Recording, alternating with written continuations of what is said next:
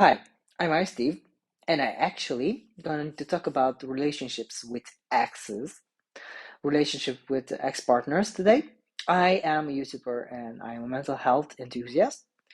It is like a big part of my journey, the mental health part, and because I'm gay, I actually am part of the LGBTQIA plus community. I make videos regarding the LGBTQIA plus community and the mental health part. So today I want to talk about our relationships that somehow ties us air quotes to our exes because I think it's like a human yeah it's like so general and it's like a basic human experience, just the unwillingness or the inability, I would say more, of the moving on part. What happens when you actually just you're out of a connection, you're out of a relationship, and how are you managing the actual your actual journey with your ex? And do you want to just remain friends, or do you want to just separate quickly as possible from this person and just write on a new chapter and just do things differently and just learn the art of letting go of the other person, of your ex?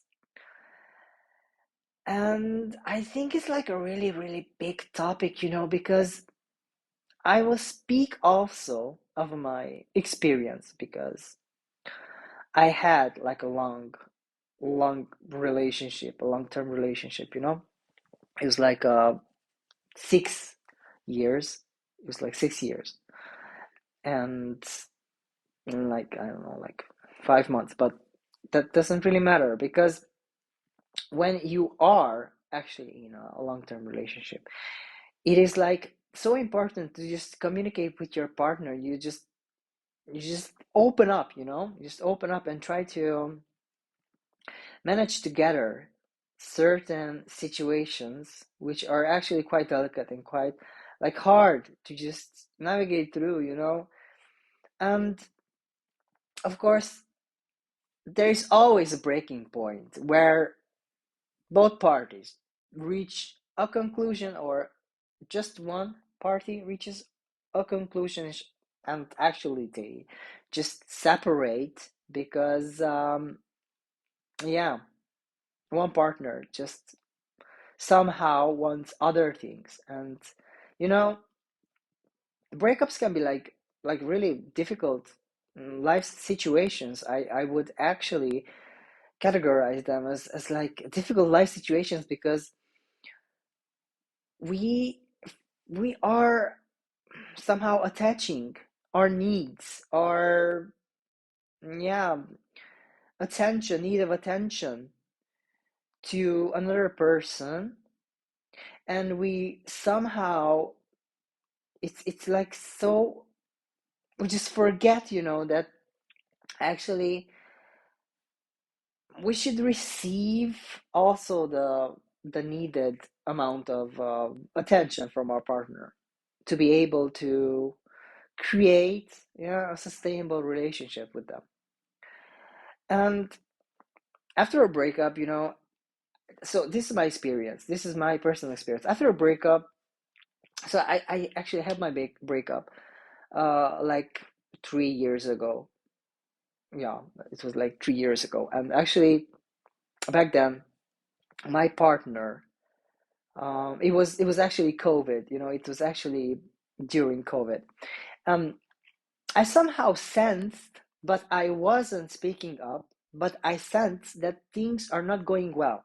So things were deteriorating, like we hadn't had like any open discussions, like we actually generally we did not share or speak up regarding our emotions. We did not share our emotions, we did not share our internal fears, we did not share our internal scenarios, like negative self-talk. We did not share that. I actually just I'm speaking from my perspective right now. I actually just kept them for myself, my whole internal ideas, like whole internal emotions, like actually everything that I just went through. And I was somehow just wanting that the other person, my partner, my ex-partner, just read my mind. Just I just wanted him to read my mind, you know? And I think it's like really, really, it's not a good tactic and it's not a good strategy, I would say. Just reflecting back and looking back to that relationship and to the connection that I had with him and I had also with myself, because that was my also that was also my main, yeah, method or strategy for managing my emotions or and to understanding my emotions, you know. So it came to that day when, and I actually can imagine, I just, if I close my eyes, I just actually just see us when my ex-partner just said that, okay, this is not going to, yeah, continue, because I just don't feel the same way that I used to feel about you, and I actually want to move on. I actually want us to break up because I do not see any chances, you know, that we actually can make this thing, make this relationship work. And actually, in that moment, I felt deep in my body a lot of rejection, you know, just like a lot of rejection. Let me just brought this up. Yeah, just bring this up. Sorry, just bring this up because this this emotion, like the fear of being rejected, has brought up like a lot of instantaneous memories just right now. And let me just share this with you. So in that moment, I was feeling like really stuck. I was feeling like feeling rejected and fearful, and I was like, okay, so this was my life, and my life actually just ending right now because the person next to me, my partner, does not want me anymore, actually wants to get rid of me. Something is wrong with me. So I will be alone forever. What should I do? I'm miserable. I'm a miserable human being, and I will be alone. I will remain alone. So la di da di da. This was my internal dialogue. So in that point, actually, our relationship, air quotes, yeah, in air quotes, actually just ceased, ceased, and in my head and in my mind, I just felt like a terrible, terrible sensation of being rejected, being, yeah, being less of a human being because of this experience of, yeah, my partner just broke up with me and I just don't know what to do with that, actually.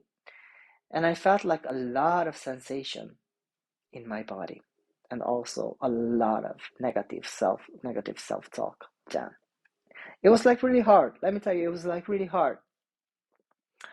And if I just ask my question, if I just ask a question to you or just to myself, that have you moved on? Have I moved on? There are like many many possible options to that, because yes, in a way I have moved on, but still relationship with exes are like a bit complex, I would say, because there could be still like some kind of fantasy that we are not willing to just let go of, you know. And actually, if I just look back, I if I just look back to look back to my journey and just see myself as a 30 years old young man who is trying to navigate through a difficult situation, being a breakup, you know, it's like really hard and actually can affect your mental health quite a bit, you know, because after that point, after the breakup, after that, I have actually broken up with my boyfriend, my ex. He actually break up with me. Um, So, but I actually, of course, accepted it because as I mentioned earlier, I felt the disconnection. I felt the isolation from both of our parts, and somehow this was the right thing to do. This was the logical thing to do, to just accept and move forward. And the art of letting go, I would say, for me, if I if I need to reflect back, if I want to reflect back, it is self-compassion. It is self-compassion. 100%. And let me tell you why. It is self-compassion because I acknowledge my traumas. I acknowledge my suffering. I acknowledge my pain. But I also acknowledge this new chapter, these new possibilities I am willing to take, you know, broadening my perspective to see possible connections, to just let in new energy, new people, and new experiences into my life. That is self compassion for me. That means the art of letting go for me. And here I want to mention this notion of being capable of love. Because after a heartbreak, we need we need like so so much clarity, we need clarity, we need presence, we need presence, we need to be present with our emotions, with our in our body, we need to just be present with our thoughts, sensations, and emotions just for a quick break. I know it hurts. I know it's like a lot of pain. We are going through a lot of pain, but empathy, self empathy, empathy with oneself, it is probably the most, yeah, the most important thing that actually we can offer to ourselves, in order to just be more open, be more open to our perceptions, our own pain, I would say, and to just see where are we, how where can we situate this capable of love internalized process. Because yes, of course, after a breakup we grieve the loss, we deny it, of course we deny it, we have a lot of, yeah, anxiety, pain, shame, a lot of blame. We have a lot of blame, we have desperation that I need this person, that what should I do, how should I, what is the new step, what if I remain alone, what if I will never get this kind of connection, what if I need to be able to survive on my own. And you know this is where the capability of love just somehow opens up the new ways of understanding of our pain and of ourselves. Because being capable of love for me, it means that I acknowledge my suffering, I acknowledge my pain. I also acknowledge the decision of my ex-partner, that he or she actually has like his or her own ways, and they are just free to actually create a new life with a different person. They they are okay to do that. It is perfectly normal, because you know in this human experience we get to just share moments from our lives with a kind of special person. And sometimes those, yeah, experiences, emotions, and just the joy and the love, sometimes it is not enough, and I think it is the most human experience that we just somehow manage to create new meaningful relationship, new meaningful connections. And this is also where the capability of love transcends the pain, the loss, the grief, the horrors, air quotes, because it is like really painful. It is like a painful experience to live through. And this is where I would say that we need to be present. We just need to be present with ourselves, with our emotions, as I mentioned earlier. Because, you know, sometimes there is no willingness from the other part to grow and to evolve together. But we always can make a decision that, okay, I will evolve on my own terms, and I will let in a new person, a person who can understand me better, a person who can love me better, a person who can love me just the way I need it, a person who can give me the attention that I need, a person whom I can give love, whom I can give attention, whom I can care for and love for and be there for, and just share my authentic side and my needs and my perception of life, and just be present. Be present. Just be present with yourself, you know, because self-acceptance is like also like the key, to just grow as a human being, and to just be willing to let go of those, to let go of all of those,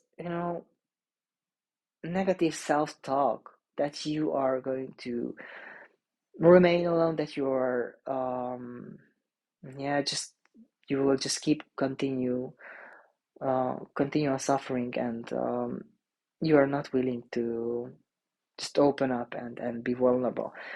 But I would say it's like really important to just be there, be present with our feelings and with our needs, and reach out also. It's like a key importance here. Reach out to your friends, reach out to new groups. Use use your social media to make new friends, to make new meaningful connections to you, to just be present in other people's life, and let other people to be present in your life as well. Because you know it is a delicate it's like a delicate dance between giving and receiving love, giving and receiving attention, and fulfilling needs, and just being there for each other.